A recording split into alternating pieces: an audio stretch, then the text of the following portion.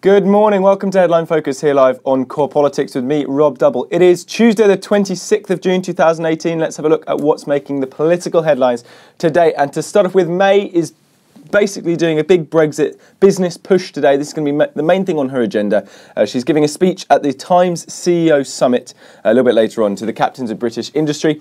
Her main focus here being the role of a modern industrial strategy in helping the UK to seize economic opportunities post-Brexit. Now that obviously is one of the many efforts she's made over the past few months, both her as Prime Minister, but also a lot of the other senior cabinet ministers, particularly David Davis, particularly Liam Fox, in terms of really trying to get businesses on board in terms of the opportunities and helping them deal with the massive dislocation that's going to go through as an inevitable result of the changes which Brexit are going to bring. The key thing, though, is the context which surrounds businesses and what's come out in the reports, recent reports surrounding particularly big businesses with European and international supply chains and everything like that. Now, you remember the key thing that's been always quoted on for businesses is certainty, or rather the lack of certainty in terms of what the Brexit negotiations is going to yield and what the situation between the UK and the EU is going to be.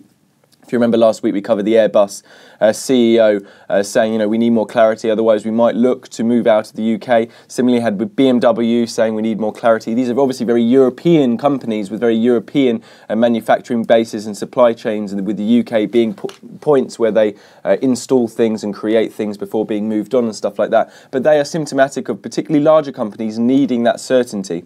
Hopefully today, Theresa May, or they're hoping today, Theresa May will be able to provide some of that clarity and also provide some more certainty around what actually the process which is going to be in place, particularly surround customs union, single market as well. Now, I wouldn't perhaps be too certain of that because Donald Tusk, the President of the European Council, was having dinner with Theresa May last night. Reports are from that is that Theresa May was able to say, basically you'll get more information on the UK's position after the European Council Summit, which is, of course, on Thursday and Friday this week.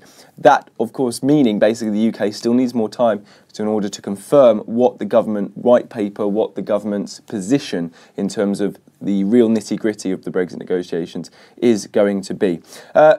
There is also, to be honest, a level of Brexit hostility as well. If you remember the previous reports which have come out over the past few weeks, we had Jeremy Hunt on the Andrew Marr show on the weekend, Health Secretary, of course, attacking Britain's biggest manufacturers for warning about the impact of a no-deal Brexit, saying that the threats by businesses over Brexit are completely inappropriate.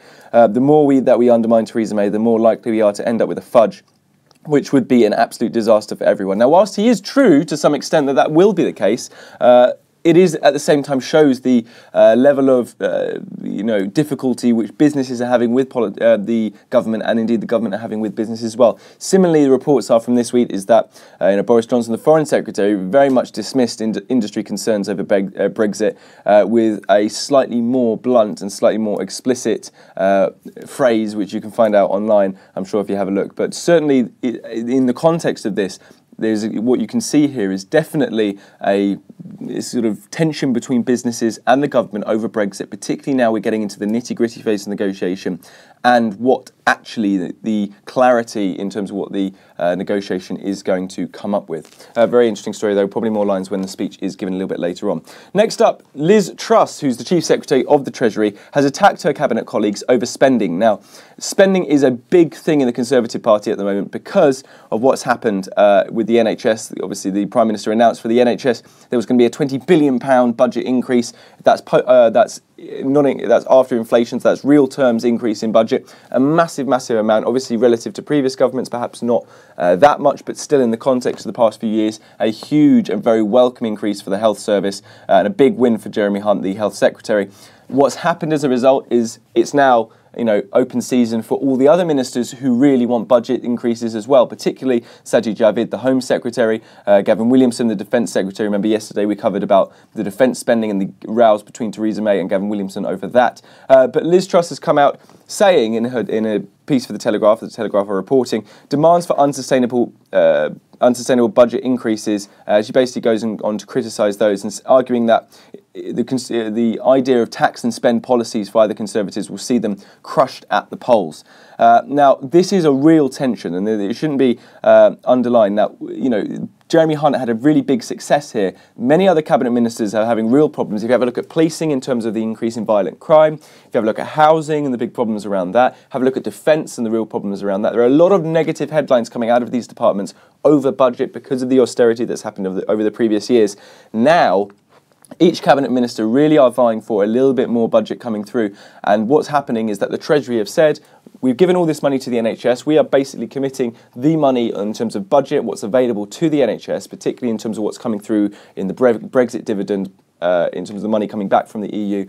No one else can get any more. And this is the process of people having to go through this idea of pitching for money and being disappointed and going through the consequences of that. This is going to be a theme which is going to be running for many months, I suspect, because many people are going to be disappointed with having no more money to play around with. Final story, though, is Heathrow expansion is actually happening. Well, it might be, it probably is. MPs voted in favour of Heathrow expansion, 415 to 119 in favour, so that's an overwhelming vote in the Commons. A £16 billion investment. Majority of Labour MPs voted for. They were given a free vote by Jeremy Corbyn. The majority of the Corbyn leadership, however, voted against, including John McDonnell, the Shadow Chancellor, who, of course, lives in a constituency affected by the expansion of Heathrow. Boris Johnson, who was remarkably not there for a vote which he had said he would lie down in front of bulldozers or something like that to avoid Heathrow expansion. He conveniently was away. He was shot, or rather a picture of him was shot in Afghanistan, in Kabul. Expected decision by the National Security Council on sending extra troops to Afghanistan was the reason why he was there. Very convenient, though, that he was there on a day of such a significant vote where he would have had to go against everything he said publicly and vote with the government. It's not over because there's now a legal challenge coming through. It's being launched in the High Court by 4 London local authorities with Greenpeace and the London Mayor Sadiq Khan. The Times said it could delay opening of the Heathrow extended airport third runway by 2 years. It's expected currently around about 2026. So no doubt the lines on this will be this judicial challenge, the impact, what they're actually challenging, how long it's going to take, what's going to be the result in terms of deadlines and stuff like that. But certainly years and years of debate over the expansion of whether Heathrow or Gatwick or the Thames estuary, as Boris Johnson coined when he was London Mayor. It seems that Parliament has actually made their decision and the government has won the day in terms of this as well. That's pretty much it. That you're up to date. Don't forget you can find all the latest on what we're doing here on Core Politics on our Facebook page and Twitter right here. But from me and all the team here at Core London, have a fantastic Tuesday.